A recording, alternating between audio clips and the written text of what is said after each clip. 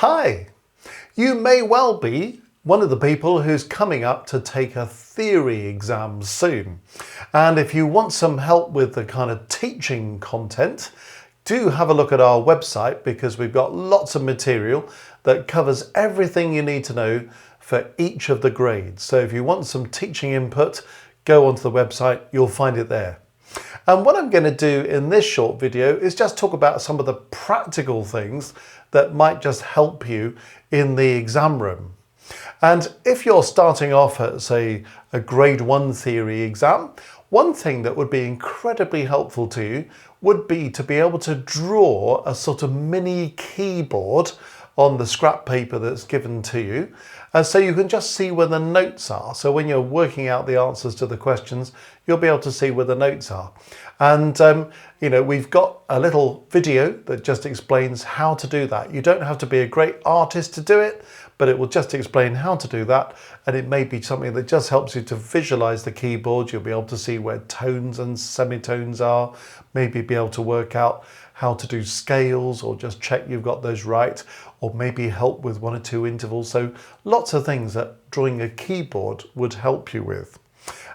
As you climb the grades, so particularly when we get to grade 3 onwards, certainly grade 4 and most certainly grade 5, you have to do intervals, and there's an interval table that I think is a really helpful thing just to help make sure that you know which intervals are perfect, which are major, which are augmented and diminished, which are minor. And it might be a helpful thing just to know how that table works, so you can scribble that out on a piece of scrap paper too, to help you deal with any questions that are about intervals. And again, we've got an explanation of how to do that available to you. The other thing is that I think is quite helpful, particularly as you start to climb the grades, to know how the circle of fifths works, so that you can very quickly draw a circle of fifths. It's amazing actually with a bit of practice how quickly you can draw a circle of fifths, and that gives you all the major keys, gives you all the minor keys, gives you all the key signatures, gives you all the sharps and flats in the right order, helps you to think about which key something's in, how to write a scale, how to do intervals, how to do transposition. Incredibly useful thing. So have a look at those resources that we've got here just to show you how to do those things. So the keyboard is certainly incredibly helpful from the very beginning, the interval table as you start to climb the grades, and the circle of fifths as you start to climb the grades. And the time you spend just scribbling those onto a piece of paper, you'll claw back because it will save you time as you go. Now, I'm just going to talk about other really practical things. First of all, you don't need to write answers in pen. The trouble is, if you start writing answers in pen, if you make a mistake or you want to change your mind about something, well, it's actually very difficult to rub it out. There are some erasable pens out there, but then that might cause other difficulties as well. So, it's just much easier to work these things in pencil. So very obvious thing, take a good supply of pencils. If you just take one pencil and it breaks, then you're a bit marooned, aren't you? So take a good number of pencils with you. Test them out beforehand. Work out which is the best pencil for you. Is the pencil too hard? Is the pencil too soft? What's going to give me the clearest answer when I'm writing with a pencil? And of course, you're going to have to take a pencil sharpener just in case you've managed to break all 15 of the pencils that you've taken with you, sort of thing that happens when you're under pressure. So have a pencil sharpener, then you've got no problems with that. But you really don't need to worry about taking a pen. You certainly want to take a rubber, but take a good quality rubber, not something that smudges the pencil all over the place and takes away from the neatness and the clarity of what you're doing, because don't forget, marks can be affected by neatness. So make sure you've got a rubber, one of those little plastic rubbers are particularly good because they kind of rub out nice and cleanly. You might want to take a ruler. You don't have to, but if you want to make sure your bar lines look really good, You could draw your bar lines with a ruler. Some people draw the stems of all their notes with a ruler. I happen to think that's a little bit time consuming actually. So you'd be better to put your efforts into getting through the questions than doing all the stems of the notes. But you might just want to make your bar lines look good with a ruler. So there's a thought. You'll be given scrap paper, and if you need any more, you just put your hand up and you can ask for that. And obviously there's going to be an invigilator there who will start the exam when everybody's ready, and will kind of tell people when the time is running out. There'll be different people leaving at different times depending on which grade they're doing. Try not to be put off by people who are leaving earlier than you. Just sort of keep focused on what you're doing.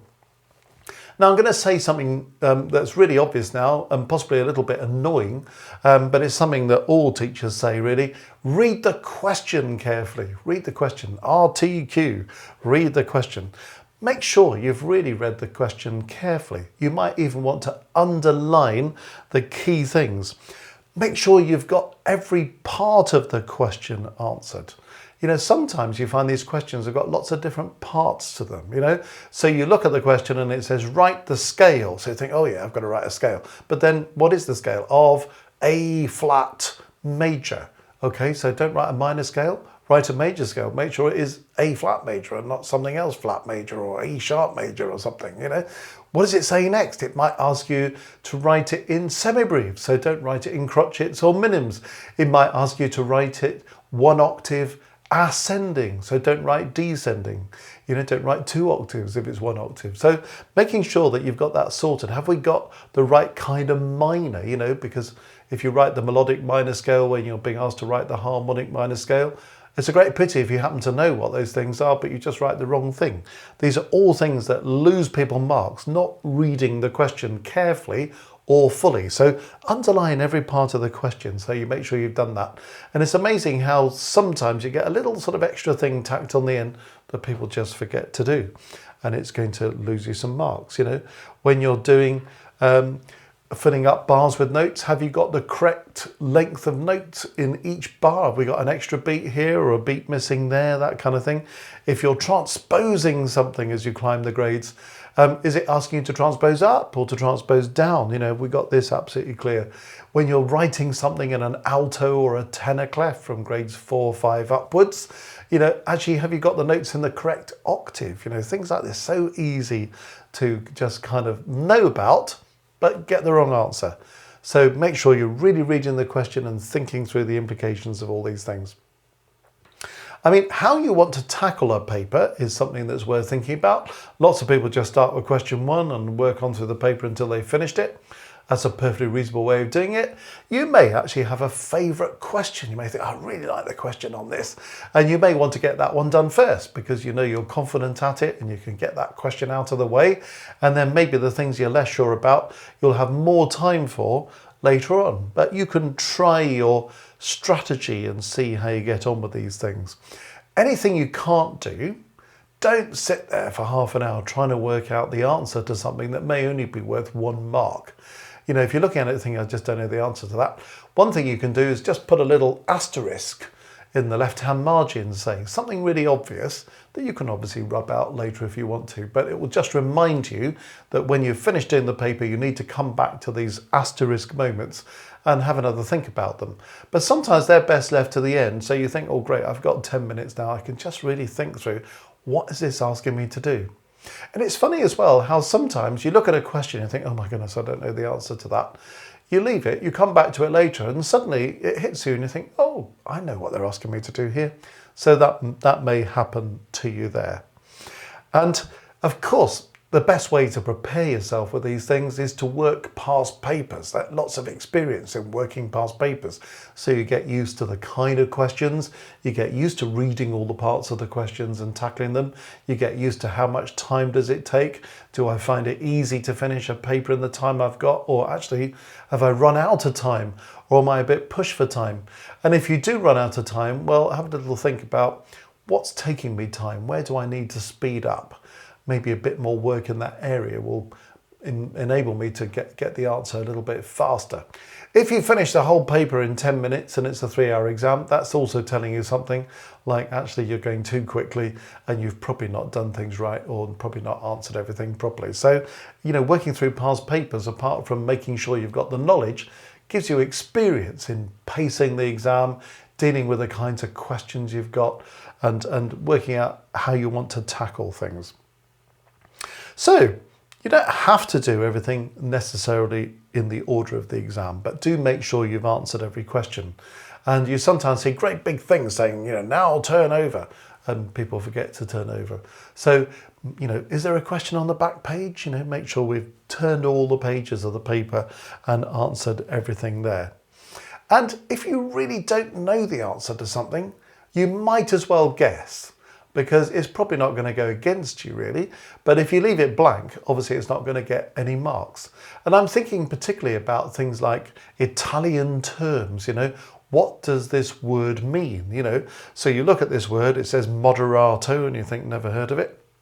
But have a little think, is there a word that it sounds like, moderato, moderate? Okay, now moderate, what would that be talking about? Could it be talking, for example, about the speed, play at a moderate speed? So just by thinking about it, you can have an intelligent guess. And a word sounds like something. Not all these words sound like something, but some of them do. Accelerando. Whoa, I think, isn't there an accelerator on the car? What happens when you press the accelerator? We go faster. Okay, accelerando. Gradually speeding up. So do you see, sometimes even if you don't know the word, it might just help you. And even with other things, you might as well think, well, I really don't know what the note is here, but I might as well put a note in and take your best guess at it. But whatever you do, don't spend ages on one question that might be not worth very many marks. Keep an eye on the time. It's quite handy to have a watch. There's usually a clock in the room. So you just sort of make sure that you're not letting time fly by. Be as neat as you can be, because some people have got all the right answers in their head, but they're just a bit kind of scrappy when they write it all down. And then some poor examiner is going to be sitting there looking at it thinking, is that note B or is it C? Because if you've not done it really brilliantly, it may not be clear if it's on a line or in a space. So those kind of careless inaccuracies could be very costly in marks. So really be as neat as you can. Some people are naturally neat, some people are naturally untidy, but it's a good challenge to try and be neat. When you're finished, obviously check through the answers. Don't think, great, I finished early, I'll clear off now. Use the time, go through everything. It's amazing when you check over answers, how sometimes you think, oh my goodness, I've written the scale of C sharp minor and it's supposed to be C minor. All is not lost. You've still got time to change it. So double check the questions, double check your answers, make sure everything ties in.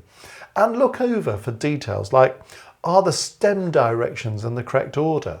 Have I got my clefs drawn accurately? Or actually is my treble clef wrapped around the wrong line? Or my 2 dots after my bass clef are in the wrong place? Things like that. Have I got the right number of beats in every bar? All this kind of stuff. So you're absolutely on the nail. By the time you've finished and gone home, you've done the best you can to answer every question, to be as neat as possible, and it's going to give you the best chance of success.